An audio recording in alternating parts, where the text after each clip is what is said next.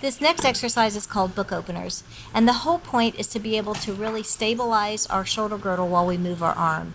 It's excellent for retraining biomechanics and correcting muscle imbalances in the shoulder. So the first thing you're going to do is take your arm and bring it just at a 90-degree angle straight up toward the sky. And if you want, you can put your hand in a key hold position because it kind of helps activate all the muscles in your arm as if you're going to open the door with a key. And so you're going to punch to the sky and drop your shoulder down with a straight elbow so you can really feel the excursion of your shoulder blade on your rib cage. Then you're going to bring your shoulder up to your ear and down to your hip. Elbow stays straight. You're going to hold your shoulder down by your hip and down to the floor. And from this position, we're going to begin to work.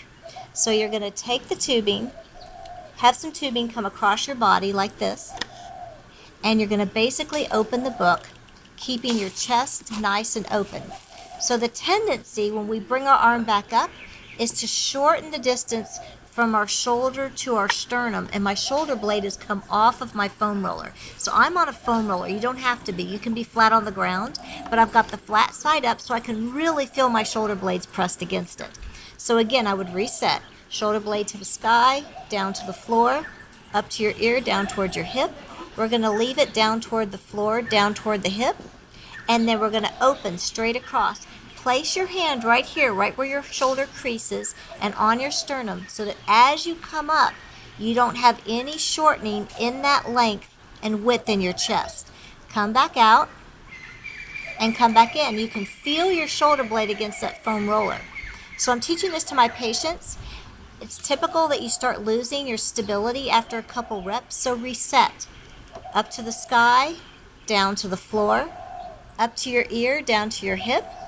Hold that position, and now open the book. Good. And then close the book.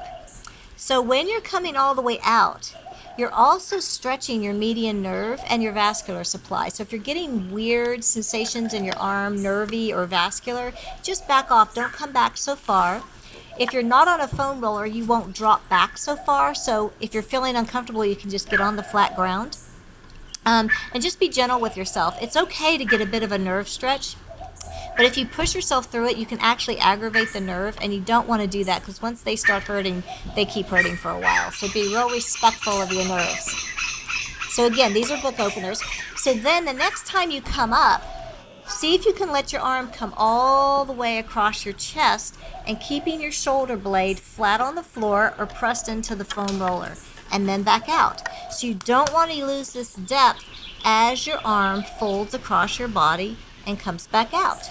Good. So again, I do a few reps and then reset. Ceiling to floor, ear to hip, and then come all the way out and come all the way in, keeping your chest wide, elbow straight as you come across your body. Good. And if you're a climber, you can kind of work that gas stone movement by turning your palm the opposite direction. The tendency when we come this way is to let our shoulders start coming forward. Don't let that happen. Keep that shoulder dropped down. So come back up, reach down, ear to hip. Let your arm come across your body, and as you pull from your shoulder blade, not your arm. Pull from your shoulder blade back into the foam roller and reach across. And then keep your chest wide as you come back. Keep that shoulder blade pressed back to initiate the movement of pressing out. Good. And then shoulder blade against the foam roller and press out. When this gets easier for you, you can bring your knees together, and it makes you more wobbly on the foam roller if you're on a half foam roller. And that really helps you recruit your abdominal muscles to create more stability when you're moving one arm. And that's awesome to be able to cross-train like that, because this supports your rib cage, and your rib cage is the base of support for your shoulder. So this is very, very important to train when we're training our shoulders. Good.